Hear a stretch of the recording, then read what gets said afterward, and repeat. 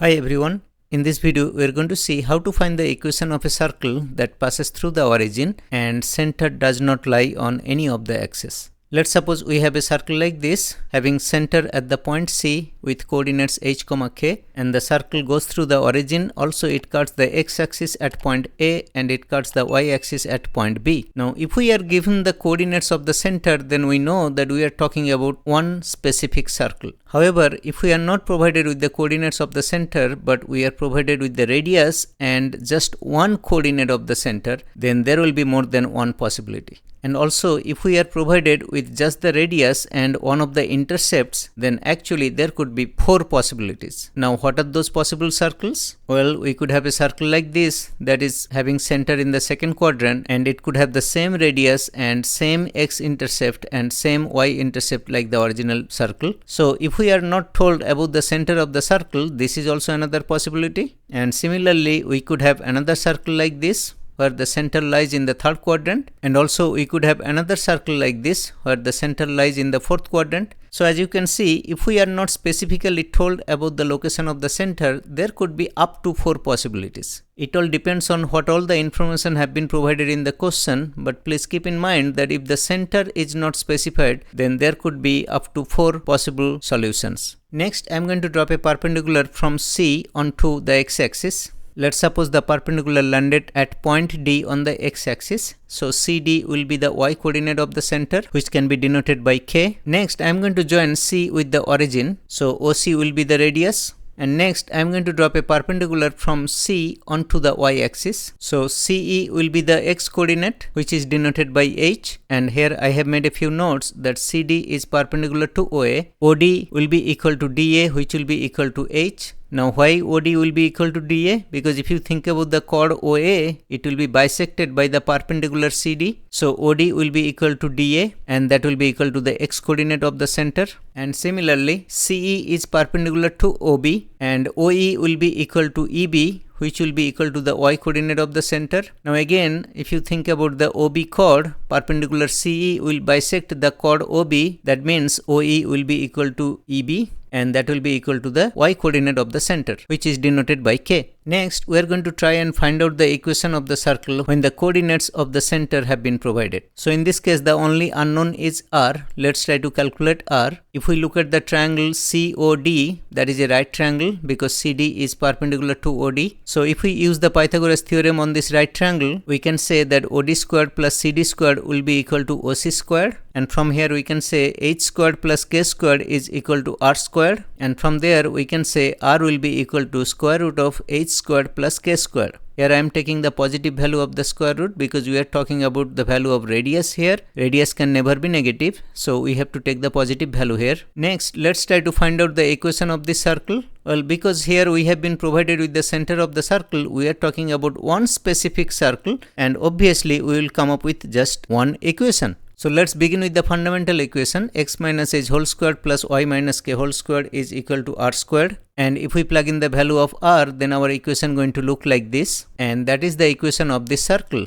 whose center is located at h, k, and the circle goes through the origin. Then the equation of that circle will be x minus h whole squared plus y minus k whole squared is equal to h squared plus k squared. Next, we are going to take a look at the second case. In the case 2, the radius of the circle has been provided, and also we have been told about the distance of the center from x-axis. So that's why I have noted that plus or minus k is given, r is given, h is unknown, and we have to find the equation of the possible circles. In this case, we are going to have four possible circles. Let's see how to find the equations of those circles. From the OCE triangle, we can say OE squared plus EC squared will be equal to OC squared using Pythagoras theorem. And from there, we can say k squared plus h squared will be equal to r squared. And here h is unknown, so we are trying to find the value of h. And from here we can say h squared is equal to r squared minus k squared, and from there the value of h can be written as plus or minus square root of r squared minus k squared. And let's begin with the fundamental equation of the circle, and here we are going to plug in the value of h, and of course we are going to plug in the value of k as plus or minus k. So the set of four equations going to look like this: x plus or minus square root of r squared minus k squared whole squared plus y plus or minus k whole squared is equal to r squared. In this this case, since we have been given the distance of the center from x-axis, we have not been specifically told whether the distance is a positive distance or a negative distance. So we have to use plus or minus k, and there will be 4 possibilities, and this is the set of those 4 equations. Similarly, let's take a look at the third case where r and h will be provided, k will be unknown. Here again we have 4 possible solutions. First, let's try to calculate the value of k. We can use the triangle OCD. From the triangle, we can say that OD squared plus CD squared is equal to OC squared. And from here, we can say h squared plus k squared will be equal to r squared. And here we are trying to calculate the value of k. So we can say k squared is equal to r squared minus h squared. And from here, k can be written as plus or minus square root of r squared minus h squared. So we have been able to find the value of k. Now let's try to create the equation here. We begin with the fundamental equation, and there we are going to plug in the value of k, and also we are going to plug in plus or minus h, because we have been told the distance of the center from y-axis. We have not been told specifically whether the distance is a positive distance or negative distance, so we have to consider both.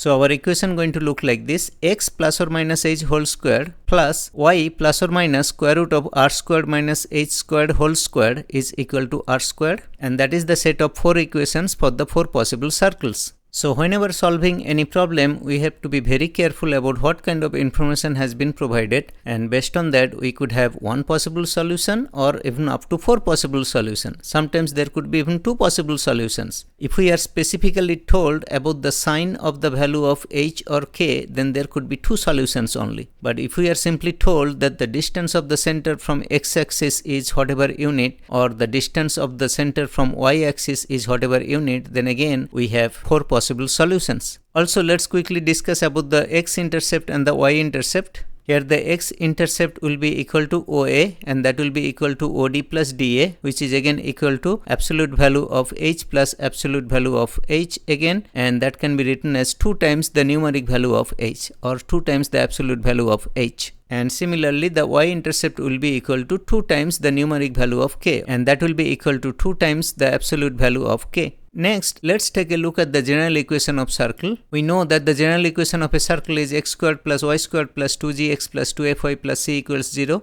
And when the circle passes through origin, that means the circle has a point on it, and the point's coordinates are 0, 0, which is the origin. So that point's coordinates must satisfy the equation of the circle. So if we plug in the values of x and y, I mean 0 and 0, so we can say 0 squared plus 0 squared plus 2g times 0 plus 2f times 0 plus c equals 0, and from here we get 0 plus c equals 0, and that essentially means c equals 0. So if we ever see the equation of a circle where the constant term is 0, we can clearly imagine that the circle must be passing through the origin, because the equation of the circle would satisfy the coordinates of the origin. So c being 0 is a clear indication that the circle passes through the origin. Next, I am going to share 3 examples. I have not solved them in this video, but I am leaving that for you to try. If you need me to create a separate video, I can do that. Please feel free to put a comment under this video. And here is the first example that says find the equation of the circle passing through the origin with its center at 3, -4. So here we have been given the location of the center. That means we are talking about one specific circle. So we have to come up with just one equation here. And here we have the second example that says find the equations of the circles passing through the origin with radius equals 10 unit and x-intercept equals 16 unit. And we have the third example here that says find the equations of the circles passing through the origin with radius equals 5 unit and y-intercept equals 6 unit. Let me know if I need to create a separate video for the solution of these examples. I hope you will be able to solve them. They are pretty easy. I hope everything made sense in this video. Thank you for watching. See you in the next video.